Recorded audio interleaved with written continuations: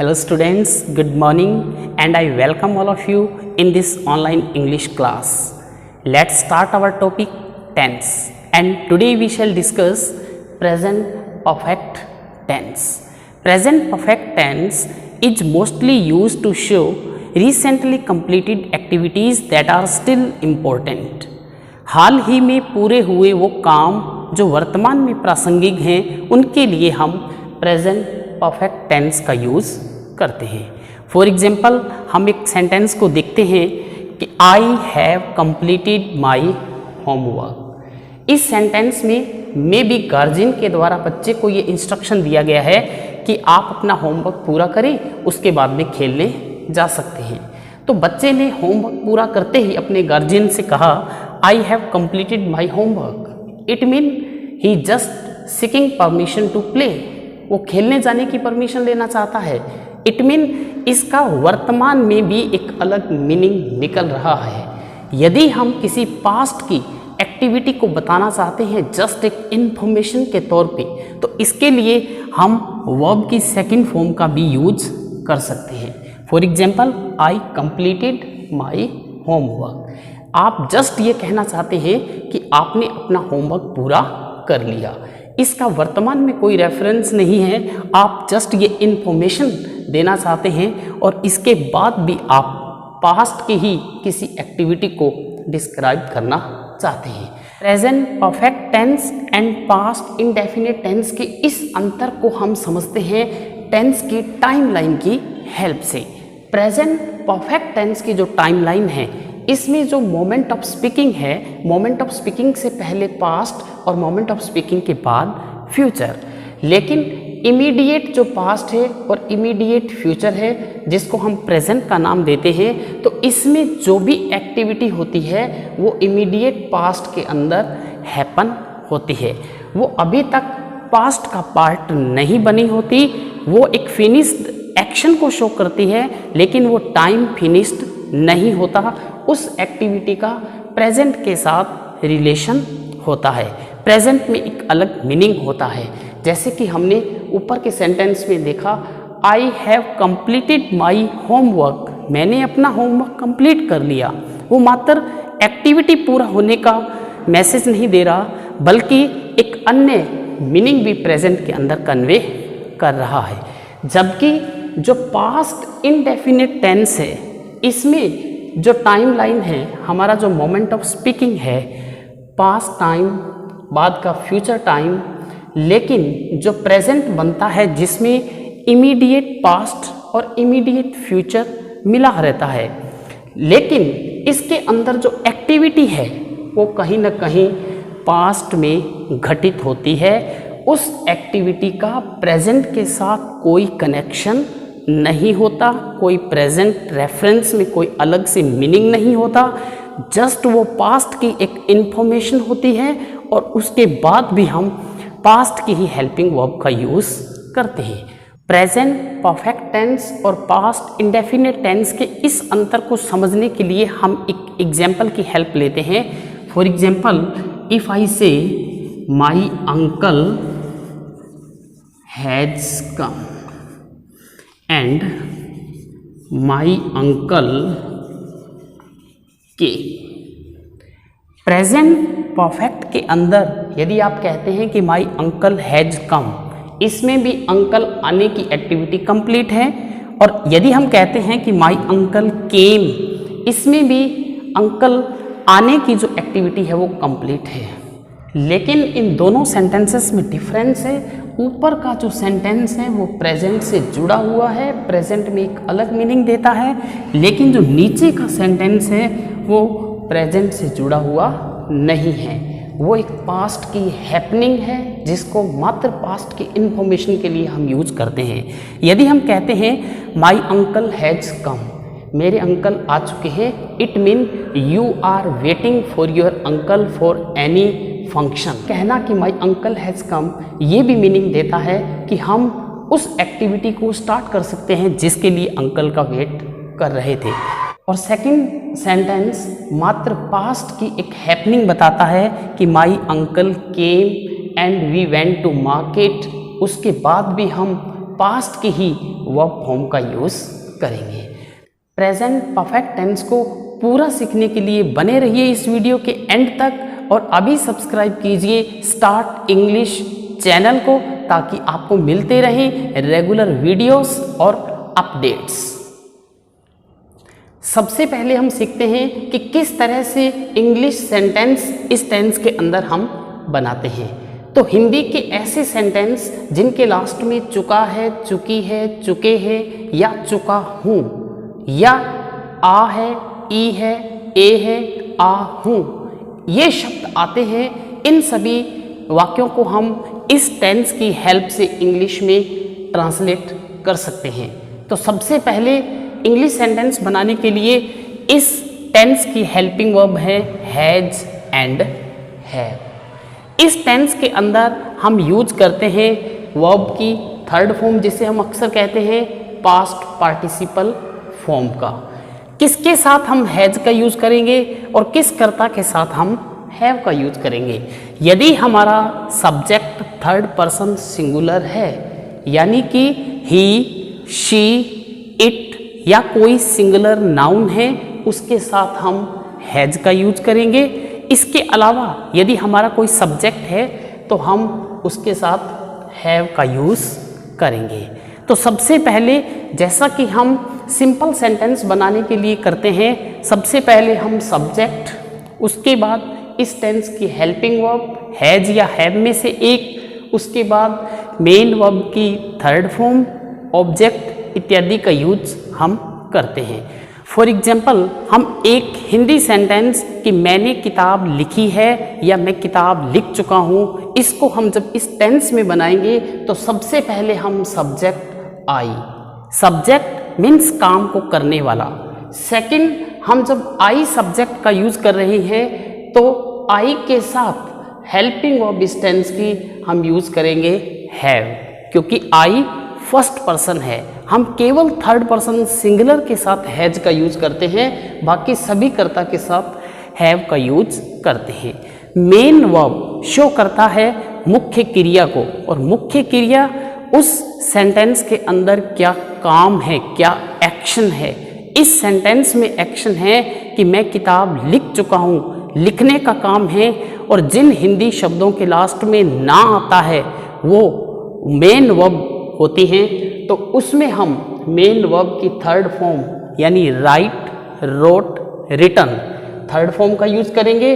उसके बाद हम ऑब्जेक्ट में a book, I have written a book. इसी तरीके से यदि हमें इस सब्जेक्ट को रिप्लेस करना पड़े, यदि हम आई की जगह ही सब्जेक्ट का यूज करेंगे तो हम ही के लिए हेल्पिंग वर्ब लगाएंगे has, he has written a book. इस तरह से हम सिंपल सेंटेंस बनाएंगे। इंग्लिश में किसी भी नेगेटिव सेंटेंस को बनाने के लिए हम इसी फॉर्मूला का यूज करते हैं। सबसे पहले सब्जेक्ट, उसके बाद हेल्पिंग वर्ब, थर्ड नंबर पे नॉट, उसके बाद मेन वर्ब और ऑब्जेक्ट।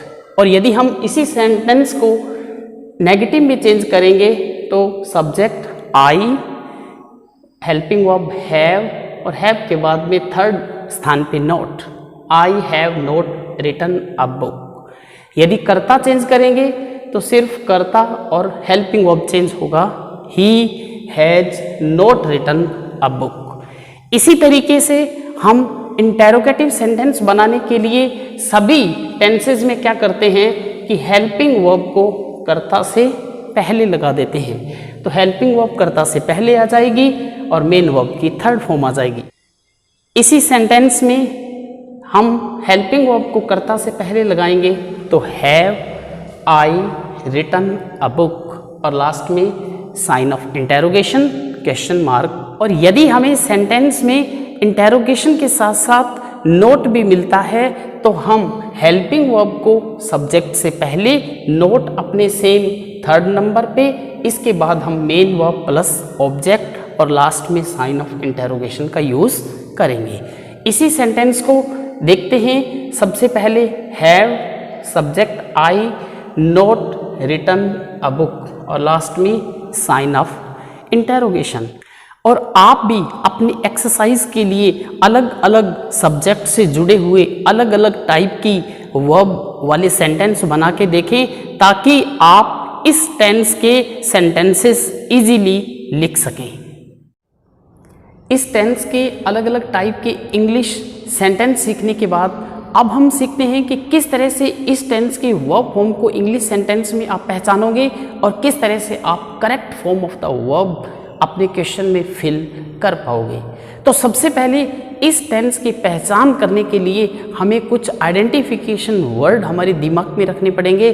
कौन कौन से हैं वो? यदि हमें किसी इंग्लिश सेंटेंस में already, yet, just, lately, recently, so far, ever, up to now, by now, up to present और इसके साथ यदि टिल नाउ शब्द हमें मिलता है तो हम उस सेंटेंस में एस्पेक्ट को देखते हुए प्रेजेंट परफेक्ट टेंस की वर्ब फॉर्म का यूज करेंगे। जैसा कि सॉल्व करते हैं हम फर्स्ट सेंटेंस को, ही हमें ब्रैकेट में वर्ब की फर्स्ट फॉर्म दी है take 3 cups of tea up to now.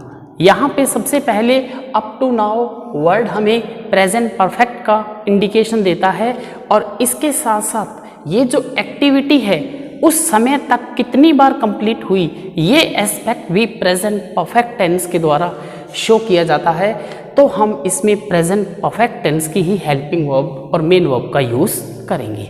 हमारे पास सब्जेक्ट यहाँ पे ही है तो हम ही के अकॉर्डिंग इस टेंस की हेल्पिंग वर्ब हैज और टेक वर्ब की फर्स्ट फॉर्म है, इसकी थर्ड फॉर्म यानी past participle has taken 3 cups of tea up to now. इस टेंस का यूज हम करते हैं to show recently completed activities that are still important in present. हाल ही में कंप्लीट हुई ऐसी एक्टिविटीज़ जो वर्तमान में प्रासंगिक है, उन सभी एक्टिविटीज़ के लिए भी हम प्रेजेंट परफेक्ट टेंस का यूज़ करते हैं। For example, look at the sentence I lost my keys and I can not enter my house. ये एक्टिविटी रिसेंटली कंप्लीटेड एक्टिविटीज़ के एक्सपेक्ट को शो करती है क्योंकि इस एक्टिविटी का रिजल्ट हमें नेक्स्ट सेंटेंस में दिया हुआ है। इस एक्टिविटी के रिजल्ट के तौर पे हम सेकंड एक्टिविटी को शो कर रहे हैं। आई, तो यहाँ पे आई सब्जेक्ट के अकॉर्डिंग इस टेंस का एस्पेक्ट होने पे हम हेल्पिंग वर्ब यूज़ करेंगे हैव और लूज की third form lost. I have lost my keys and I can not enter my house. तो कीज लॉस्ट होने के कारण उसका वर्तमान में क्या रेलेवेंस है या वर्तमान में उसका क्या रिजल्ट है कि I can not enter my house. ऐसे जितने भी एक्शन हैं जिनका वर्तमान में रिजल्ट निकलता है या वर्तमान में वो प्रासंगिक हैं, उनके लिए भी हम प्रेजेंट परफेक्ट टेंस का यूज़ करते हैं। वो गतिविधि पास्ट टाइम के साथ नहीं होनी चाहिए।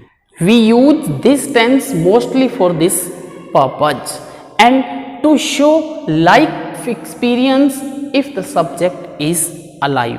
ऐसे जीवन के अनुभव शेयर करने के लिए यदि उसका सब्जेक्ट अलाइव है, जिंदा है, तो उसने अपनी लाइफ में वो एक्टिविटी कहीं भी की, लेकिन यदि वो जिंदा होने पे उसको डिस्क्राइब करता है तो भी हम प्रेजेंट परफेक्ट टेंस का यूज़ करते हैं। For example, look at the sentence I go to Paris 3 times। इस एक्टिविटी के द्वारा वो अपने लाइफ एक्सपीरियंस को शेयर कर रहा है तो भी हम प्रेजेंट परफेक्ट टेंस की helping verb and main verb का यूज़ करेंगे। यहाँ पे हमारे पास में सब्जेक्ट है आई। आई के अकॉर्डिंग हम हेल्पिंग वर्ब यूज़ करेंगे हैव एंड हमारे पास वर्ब फॉर्म है गो। गो में हम यहाँ पे पास्ट पार्टिसिपल के तौर पे गॉन और बीन दोनों का यूज कर सकते हैं, लेकिन मीनिंग में थोड़ा डिफरेंस है। यदि हम यहाँ पे यूज करते हैं word gone, I have gone to Paris 3 times। यदि हम गॉन पास्ट पार्टिसिपल का यूज करते हैं तो इसका मीनिंग है कि सब्जेक्ट पेरिस 3 times जा चुका है। और यदि हम बीन पास्ट पार्टिसिपल का यूज करते हैं तो इट मीन कि सब्जेक्ट 3 टाइम्स पेरिस जाके वापस आ चुका है। तो ये डिफरेंस है, गॉन और बीन दोनों ही पास्ट पार्टिसिपल के तौर पे यूज किए जाते हैं गो के। Next, to show unfinished time we also use present perfect tense. Unfinished time, time जो अभी कंप्लीट नहीं हुआ, जो टाइम कंप्लीट हो गया उसे हम फिनिश्ड टाइम के नाम से जानते हैं। For example yesterday, yesterday time complete हो चुका है, वर्तमान के साथ उसका कोई कनेक्शन नहीं है। तो ऐसे अनफिनिश्ड टाइम के साथ हम प्रेजेंट परफेक्ट टेंस का यूज करते हैं। और जो भी फिनिश्ड टाइम वर्ड हैं जैसा कि येस्टरडे, लास्ट मंथ, इनके साथ हम कभी भी प्रेजेंट परफेक्ट टेंस का यूज नहीं करते। फिनिश्ड टाइम के साथ हम केवल पास्ट टेंस का ही यूज करते हैं। For example, I not see her this month, this month time is unfinished. इस अनफिनिश्ड टाइम और प्रेजेंट परफेक्ट के एस्पेक्ट को देखते हुए हम आई के according I have not seen her this month, I have not seen her this month. तो ऐसे अनफिनिश्ड टाइम वर्ड के साथ उस एक्टिविटी को शो करने के लिए जो आप प्रेजेंट परफेक्ट के एस्पेक्ट के साथ यूज करते हो, तो हम प्रेजेंट परफेक्ट टेंस की ही वर्ब फॉर्म का यूज करते हैं। इसके अलावा एक और महत्वपूर्ण यूज है प्रेजेंट परफेक्ट टेंस का, जो कि हम प्रेजेंट कंटिन्यूस टेंस के रेफरेंस में भी पढ़ चुके हैं। कुछ ऐसी वर्ब्स होती हैं इंग्लिश में जिन्हें हम स्टेटिव वर्ब और नॉन कंक्लूसिव वर्ब के नाम से जानते हैं। जो वर्ब हमारी मेंटल परसेप्शन, हमारी इमोशंस या हमारी थिंकिंग प्रोसेस से जुड़ी होती हैं और उन एक्टिविटीज़ का स्टार्ट और एंड होना हमारी इच्छा पे डिपेंड नहीं करता। ऐसी एक्टिविटीज यदि present perfect continuous tense, it mean since या फॉर के साथ यदि प्रेजेंट में यूज हुई हैं, तो उसके लिए हम प्रेजेंट परफेक्ट कंटिन्यूअस टेंस का यूज न करके प्रेजेंट परफेक्ट टेंस का ही यूज करते हैं। टाइम को शो करने के लिए हम पॉइंट ऑफ टाइम के साथ में सिंस और पीरियड ऑफ टाइम के साथ फॉर का यूज करते हैं। सिंस और फॉर के डिटेल यूज को हम डिस्कस करेंगे next tense present perfect continuous tense में। लेकिन स्टेटिव वर्ब से संबंधित एक sentence, I know Manish since 1998, हमें सिंस वर्ब मिल रहा है, उसके बाद में टाइम मिल रहा है। इसके अलावा इस सेंटेंस में अन्य किसी टेंस का हमें कोई इंडिकेशन नहीं मिल रहा। तो ऐसी वर्ब यदि स्टेटिव है तो हम प्रेजेंट परफेक्ट टेंस का यूज करेंगे, और ऐसी वर्ब यदि नॉर्मल है तो हम प्रेजेंट परफेक्ट कंटिन्यूअस टेंस का यूज करेंगे। तो यहाँ पे नो, जानना, ये स्टेटिव वर्ब में है, नॉन कंक्लूसिव वर्ब है, तो इसके लिए हम प्रेजेंट परफेक्ट टेंस का यूज करेंगे। I have known Manish since 1998। In stative और नॉन कंक्लूसिव वर्ब्स की हम स्टडी कर चुके हैं प्रेजेंट कंटिन्यूअस टेंस में कि इनका यूज कभी कंटिन्यूअस टेंस में नहीं होता। यदि उस सेंटेंस का एस्पेक्ट प्रेजेंट कंटिन्यूअस टेंस का शो करता है तो हम उसमें प्रेजेंट इंडेफिनिट टेंस की वर्ब फॉर्म भरते हैं, और यदि उस सेंटेंस का aspect present perfect continuous tense को शो करता है तो हम उसमें प्रेजेंट परफेक्ट टेंस का यूज करते हैं। कुछ महत्वपूर्ण यूज प्रेजेंट परफेक्ट टेंस के, इसमें सबसे महत्वपूर्ण इसका यूज है to show recently completed activities that are still relevant, that are still important. ऐसी एक्टिविटीज के लिए हम केवल प्रेजेंट परफेक्ट टेंस का ही यूज करते हैं। कभी भी फिनिश्ड टाइम वर्ड के साथ हम इस टेंस का यूज नहीं करते। अब देखते हैं कुछ एक्सरसाइज से related sentences. Look at these sentences and try to fill correct form of the verb.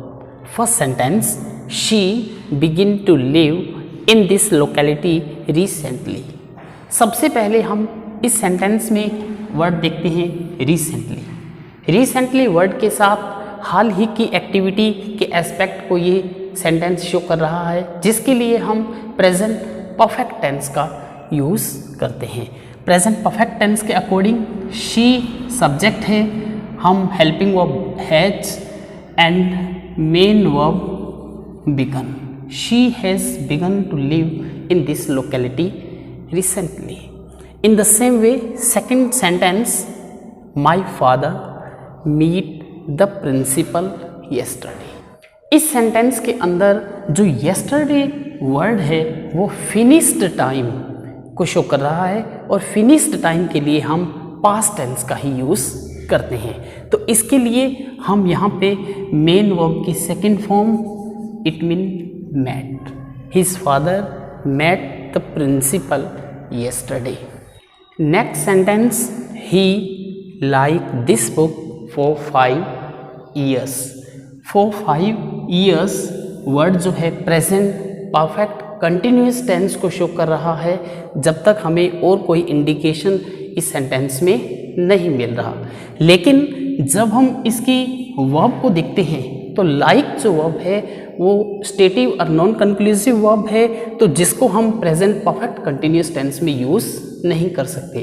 तो उससे पहले प्रेजेंट परफेक्ट टेंस का इसमें हम यूज़ करते हैं। तो प्रेजेंट परफेक्ट के अकॉर्डिंग ही है liked this book for 5 years. Next sentence, I be here 4 hours. 4 hours भी इसमें प्रेजेंट परफेक्ट कंटिन्यूस टेंस को शो कर रहा है, लेकिन बी वर्ब यहाँ भी नॉन कंक्लूसिव होने के कारण हम प्रेजेंट परफेक्ट टेंस का ही यूज़ करेंगे। आई के अकॉर्डिंग हम यहाँ पे यूज़ करेंगे हैव। बी इसमें पास्ट पार्टिसिपल रूप में आएगा, I have been here for hours. Next, my father visit Agra 3 times. इसमें 3 times वर्ड उस एक्टिविटी की अप टू नाउ फ्रीक्वेंसी दिखा रहा है, तो इसके लिए भी उसके लाइफ एक्सपीरियंस को शो करने के लिए हम प्रेजेंट परफेक्ट टेंस की ही वर्ब फॉर्म का यूज़ करेंगे। माई फादर के अकॉर्डिंग हम हेल्पिंग वर्ब यूज़ करेंगे has and past participle of visit visited. My father has visited Agra 3 times. इसी तरीके से आप और भी एक्सरसाइज को करते रहिए, जिसमें आप करेक्ट टेंस की पहचान करें और correct form of the verb fill करें। वीडियो देखने के बाद अपना फीडबैक कमेंट में ज़रूर लिखें। मिलते हैं नेक्स्ट वीडियो में एक नए टेंस के साथ। Good bye.